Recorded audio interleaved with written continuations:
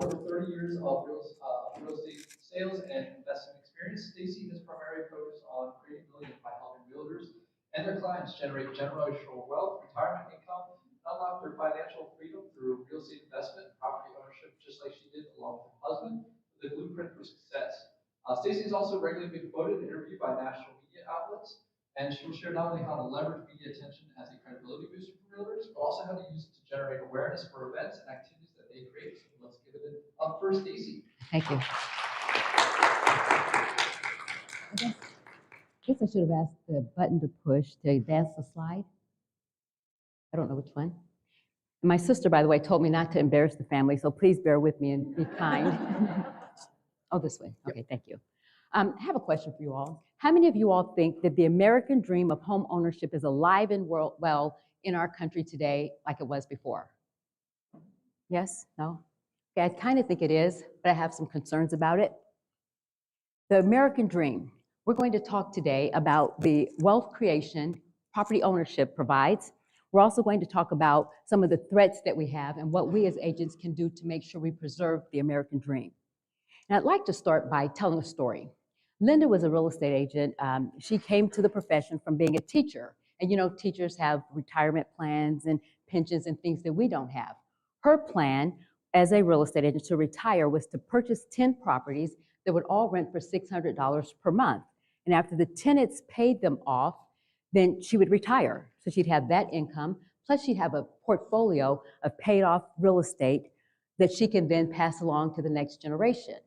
So she covered two things with her retirement strategy.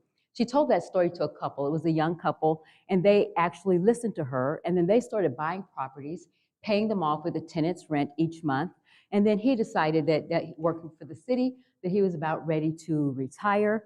So they started looking at their estate plan. So, you know, you have to figure out what you have, what you're working with. So they did the financial worksheet that has the assets and the liabilities. And once you subtract the liabilities from the assets, you'll find out your net worth and what you're working with. So they did the worksheets and the calculations, got to the bottom line and pressed the button, found out that their net worth was $2 million.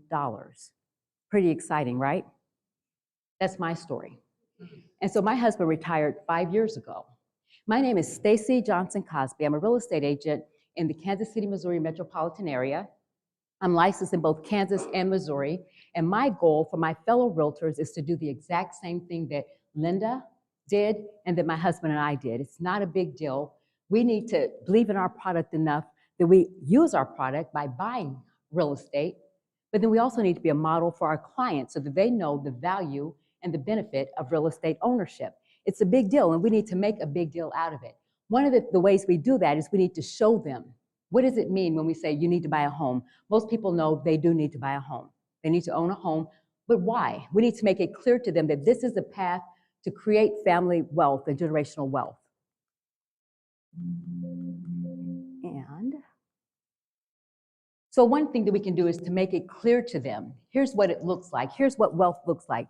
And the NAR profile of home buyers and sellers told us that the average net worth of a person who owns their home is $320,000 and a renter is $8,000. That's a big difference, and I'm guessing the $8,000 is probably pretty high. But so my thoughts are that we need to show them visually, what does it mean when we say using your home to create wealth? So that picture does it. This is another slide that I think is important for them to be able to see. What does wealth in home ownership look like? It looks like equity.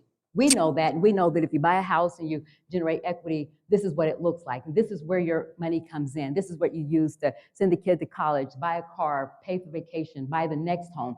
But a lot of people don't look at it that way.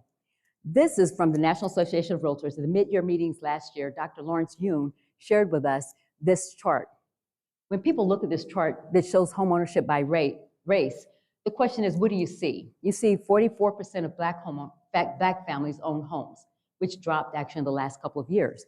51% of Hispanic families, 62% of Asian families, and 72% of white families. When I look at this, I see potential. There's an agent in my office who's younger. He just got into the business a couple years ago. And he said, just a couple months ago, he said, when I got into business, everything was busy, it was crazy, I didn't have time. What do I do now? This is what you do. Here's your opportunity right here.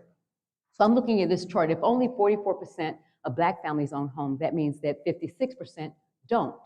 And then all the way up the chart, then 28% of the white families don't. So all of this is potential. And so the question is, what do you do with that potential?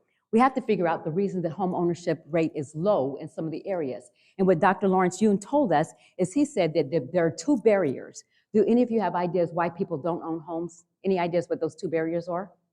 Yes? Misinformation? Representation. That's one of this. That's one of the two that he mentioned, down payment assistance. So resources and credit. Those are the two things. And we can cover those. We can take care of those, can't we? So what we do is, my goal is that our agents get into the community to find those people in the marketplace. How do you find them? You get into your community, you get engaged. You're in business organizations, community groups, neighborhood groups, you go to government meetings, and you stand up and you speak as a real estate expert. The benefit of getting engaged in the community is you're going to find them, the potential home buyers, but they're also going to find you and they'll see you. In one of my topics, I talk about how to use community engagement to generate business. This is one of the ways. So you find your clients, you know where they are, and one of the things that I do is I host home buyer workshops, and I have other agents that I help them do that. That's part of your funnel. When you run into someone that's a potential home buyer and you see them and you talk to them at one of these meetings, you say, hey, next month I'm having a home buyer workshop, or in 2 months, and I need you to come to the workshop. And so we have something to send them to. In that workshop, I'm always going to have two people there with me. I'm going to have a loan officer that has down payment assistance resources. My minimum is $10,000. If you offered at least $10,000, I need that information because I'm putting that across the flyer. The other people doing home buyer workshops don't have that. Somebody sees $10,000, they're going to jump and they want to say, hey, I need to be there because I don't have enough money. That answers that question. I'm also going to have someone that does credit repair or helping them to get credit ready for a mortgage company. Those two things I promote to them and I tell them that's going to be there for them. Free of charge, we'll do free one-on-one consultations. And so that's something that I suggest to people. And earlier when I asked you about homeownership being strong, I asked, and I said that I have a concern. My concern are some of the threats that threaten private property rights. You see these, these are policies that are alive and well in some places across our country. Do you all recognize any of these? So I'm going to start with the CDC eviction moratorium. Do you remember that? Where the government stepped in, the president actually said, I know it's illegal, it's unconstitutional, but we're going to force you as housing providers, this is my retirement, remember, to house people free of charge. You can't collect rent from them like your private contract says. You must house them free of charge, and if you don't, you're going to jail or you're paying a fine that starts at $100,000. Not fair, it's not right, scared me to death. That actually happened in our country. I consider that a taking. After that happened, luckily for us, NAR went to the Supreme Court with a couple of associations, and we won. During that time, NAR called on me and asked me if I would speak to the media about that, and I'll talk to you about that shortly. Tenants' first right of refusal. Do you all know about this? Is it in your market yet? Where if your client calls and says, hey, I want to sell my rental property over there, get it on the market this weekend, you may have to tell them, no, you can't. Your tenant is going to have 3 months to decide if they are able to buy your home or not, and you can't do anything with that property until they tell you that they're ready either to buy it or not. That's happening in this country. Rent control, where they cap our profits. They tell you how much you can charge for rent and how much you can't charge. In our country, this is happening to us. Private property rights, if it's not you owning the property, it's your clients. And good cause eviction, your tenant can stay in the property as long as they want, as long as they're abiding by the lease. This is happening in California, it's happening in New York, in different places across the country. The tenant rights groups met with the White House a couple months ago. If it's not in your country, in your city, your state, it may be coming to you. We need to be aware of these issues and we need to do something about it. The good cause eviction, the tenant can stay there. You want your property back to sell it, to have a family member move in, to move back into it. Your tenant can say, nope, not going anywhere. And there's not a thing you can do about it in this country. So those rights exist. I mentioned the CDC eviction moratorium. The tenant rights, they have their word, they get the word out. They're very good at messaging. They speak with one voice. They're in the media all the time. And you see the story of someone that got kicked out and the family and the kids, they have to go live in a tent or a car, a hotel. They're getting their word out. That's how these are passing. What we need to do is we need to speak out about private property rights and the fact that they should not be allowed to, the tenant should not have more rights than us. Their argument is that they have fewer rights, so they have to do these tenant protections to protect the tenant.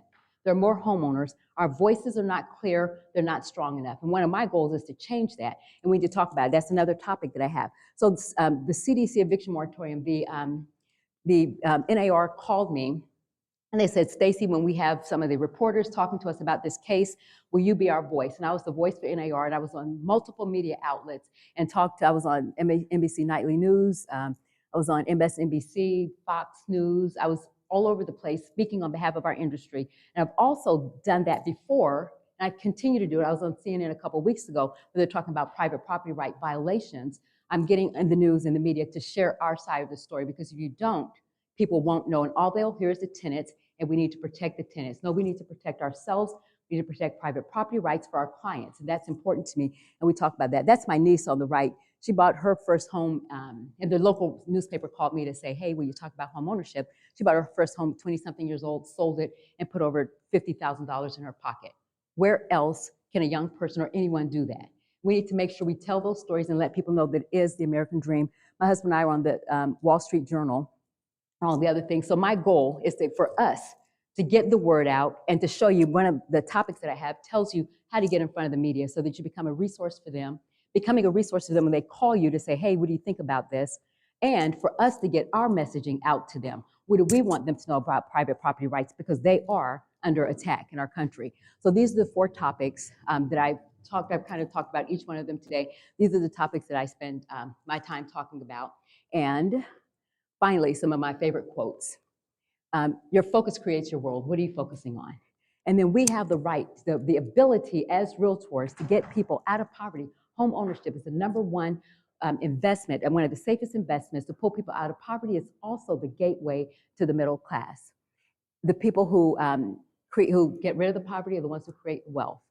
Finally, I love this one. Gloria Steinem says, wealthy people plan for 3 generations. Poor people plan for Saturday night. My question is, what are you planning for? Thank you.